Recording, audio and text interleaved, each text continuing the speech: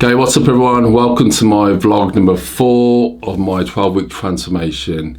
Taking a bit of a rest day today from training and work, so it's nice to sort of give yourself a full day recovery. Having said that, I have done cardio this morning, did a 3-mile walk first thing in the morning before breakfast. But yeah, I feel good. I trained back yesterday and I trained chest Monday with the boys and feeling good. Finally my shape is starting to come through, starting to see the abs. So I'm happy with my progress so far. Diet, I'm sticking to probably about 90% of the time. I am allowing myself a few goodies, but I am also making count for these things I do have by cutting down less on my other meals, just so I can incorporate these into my diet. Today's video, I want to talk about some of the tips I've learned over the years, which help me get leaner, help me get shredded for competitions. Although you might not want to get shredded, but if you want to lose a bit of weight, you've got a photo shoot coming up or competition, these may help you get into shape faster. Without further ado, don't forget to like this video, subscribe, and let's get started. Okay, first tip of the day is to give yourself plenty of time when you do a diet. For instance, if you've got 30 pounds to lose and you only give yourself 10 weeks, that means you've got 3 pounds to lose every week for the whole 10 weeks. So my advice is give yourself longer. You always probably need longer, then it's best to get ready earlier. That way, as you come closer to the competition, you can always increase your calories. So aim for 1 pound of body fat a week to lose and you'll be on target. Okay, tip number 2, clean up your diet beforehand when you start a diet. That means cutting out all sort of sauces, dips, fizzy drinks, anything with sort of high calories, hidden calories, which you may not even think that you're eating, but have an effect overall into your diet. Just by cleaning these up, I guarantee you will lose a few pounds and make it easier for you when you start dieting. So clean up your diet beforehand before starting your diet. Okay, another tip, number 3, is don't cut your calories too soon. I've seen this happen too many times when a lot of people, they start a diet, then they start dropping everything out of the diet. They're virtually eating broccoli, chicken and white rice at the beginning of the diet. Then they give themselves a few weeks and they just quit because it's not sustainable. I would always start your diet with as many calories as possible, obviously clean calories, and start reducing it as you go along. It's best to start high. That means you keep the amount of muscle tissue and you drop the calories as you go into your diet.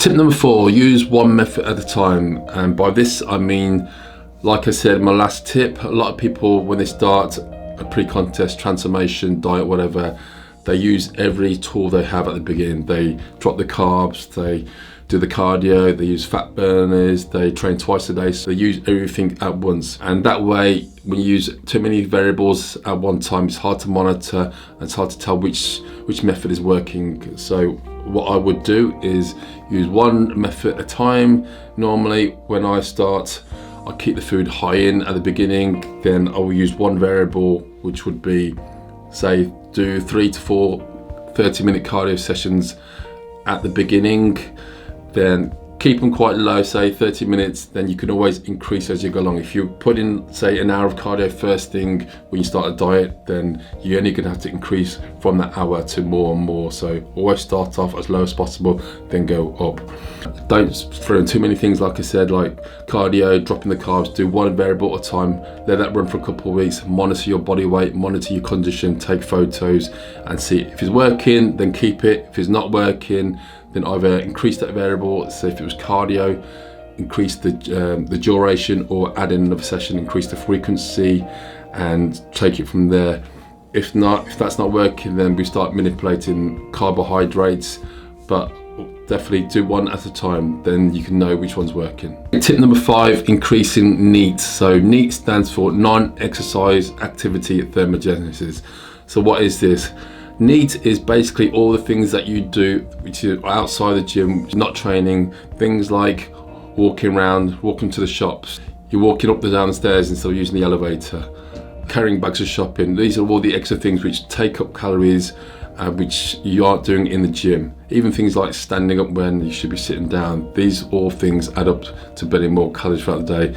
And it's best to use these as you don't really notice you're doing them, but overall at the end of the week, you will notice a big difference. So if you struggle to get in shape, definitely increase your non-exercise activity thermogenesis. This will give you a big boost.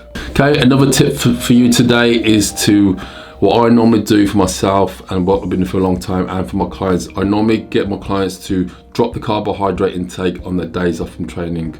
So it makes sense to not eat so many carbs the days you don't train. You need carbs to fuel your workouts. So if you're just sort of sitting around and not doing much, then there's no sense to have too many carbs. So drop your carbs.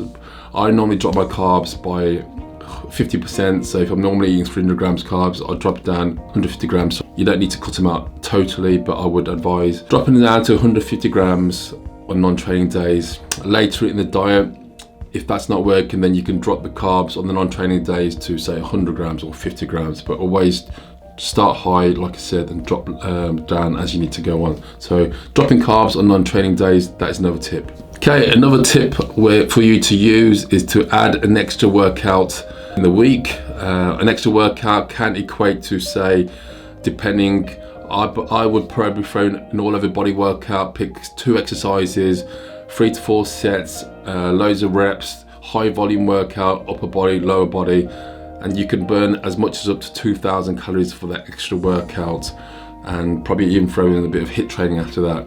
So that is a great way of burning extra calories at the end of the week. So throw that in, an extra body workout, all over body workout. Okay, another thing that people sort of neglect when they're sort of trying to get leaner is quality of sleep. Now you need to get at least 7 hours of quality sleep every night, not just to sort of lose body fat, but to grow, keep all the functions going, restore all the hormones, the essential hormones in your body. So don't neglect your sleep. Once you start compromising sleep, then it will have a negative effect on your training, growth, everything else. So prioritize your sleep every night, and I guarantee you'll feel better in the mornings. Okay, so another tip is to aim for at least 1 gram of protein per pound of body weight. Your protein should stay consistent throughout your diet. If I was to weigh, for instance, 200 pounds, I would be eating 200 grams of protein throughout the day. Split that over your 4 or 5 meals. So 5 meals a day would equate to 40 grams of protein per meal a day. It's best to sort of keep it around the 35, 40, no more than 50 grams, because your body will have a better time at digesting a small amount of protein than whacking, say, 100 grams in one go, then having less later on. So it's best to space it out throughout the day, every 2 to 3 hours, 30 to 40 grams of protein. So keep your protein source to 1 gram of protein per pound of body weight.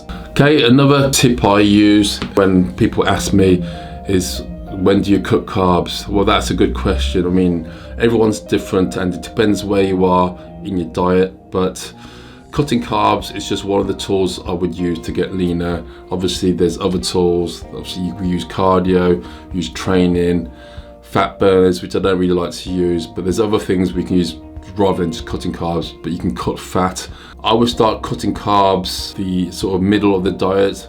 First part of the diet, I would start using cardio to burn the calories, burn the fat. I would keep carbs in as high as possible throughout the whole diet, because once you start dropping carbs too soon, then it does have a negative impact on your training and like throughout your daily functions. So I would not recommend dropping carbs too soon.